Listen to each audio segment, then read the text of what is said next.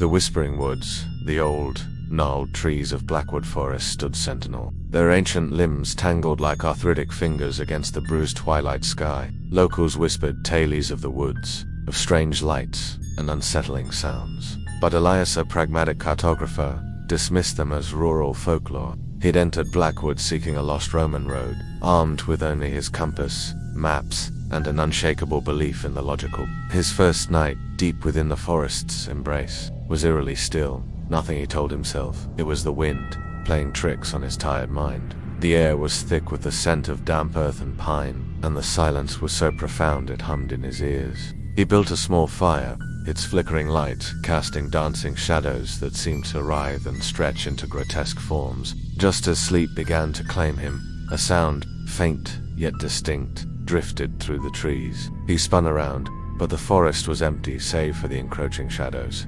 He didn't dare light a fire. He huddled in his sleeping bag, through the tangled branches. He saw it, a figure, impossibly tall and gaunt, standing perfectly still at the very edge of the tree line. It was draped in what looked like tattered, decaying rags, and its face, if it had one, was obscured by the deepening gloom. It didn't move, didn't make a sound, yet Elias felt its gaze, a suffocating weight. Every creak of the branches, every rustle of leaves, sounding like footsteps. The whispers were all around him now, a cacophony of sorrowful voices, weaving in and out of his consciousness. Panic, cold and sharp, began to prick at his composure. This wasn't his imagination. Join us, ...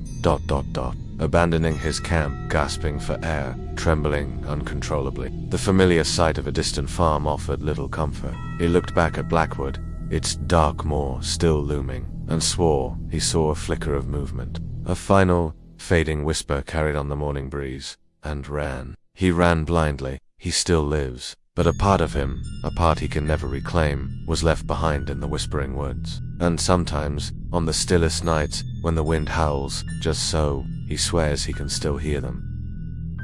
The faint, sibilant whispers of the forest, calling his name, through thorns that tore at his clothes and branches that whipped his face. The whispers intensified, morphing into a chorus of mournful wails and guttural growls that seemed to chase him, clawing at his heels. He could hear the dragging sound again, closer now, relentless. It was a whisper, carried on a breath that felt impossibly close, yet there was no one there.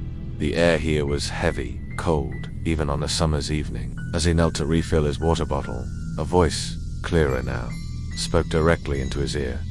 Lost ... The whisper sighed, barely audible, like dry leaves skittering across stone. Elias sat upright, heart hammering against his ribs. He grabbed his lantern, sweeping its beam across the surrounding darkness. The next day, the whispers grew bolder. They seemed to follow him, a constant, low murmur just beyond his hearing. He'd stop, listen intently, and sometimes catch a word. Cold, alone, wait. He scoffed, pushing onward, convinced his solitude was simply getting to him. But as dusk approached, a new sound emerged. A soft, rhythmic dragging, like something heavy being pulled through the undergrowth. He found himself at the edge of a small, stagnant pond, its surface like a sheet of black glass reflecting the dying light. He waits for you. Elias stumbled back, dropping his bottle. That night, don't leave us, ... Then, he scrambled to his feet. He burst out of the woods as the first sliver of dawn painted the sky. Soon, ... Elias never returned to Blackwood Forest.